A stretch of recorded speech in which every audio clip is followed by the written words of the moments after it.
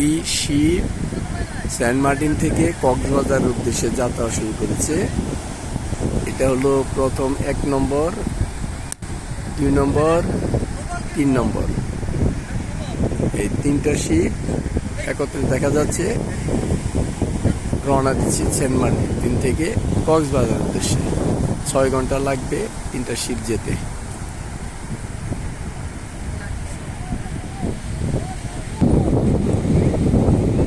এর আগে গিয়েছে 2টি শিপ, এই 5টি শিপ আজকে সেন্ট মার্টিনে এসেছিল।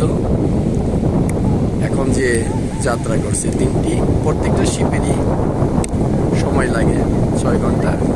এখন যারা যাচ্ছে যে শিপগুলি, এদের সময় লাগবে 6 ঘন্টা। আর যারা শিপে আসবেন অবশ্যই ব্যাগের ভিতরে গোপনে পানি নিয়ে আসবেন।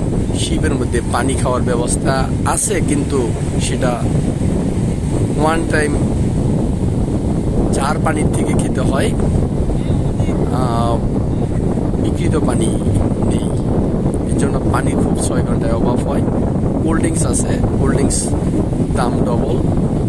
এর জন্য সবাই গোপনে ব্যাগের ভিতরে, লাগেজের ভিতরে পানি নিয়ে আসবেন পর্যাপ্ত। প্রয়োজনে খানাও নিয়ে আসতে পারেন।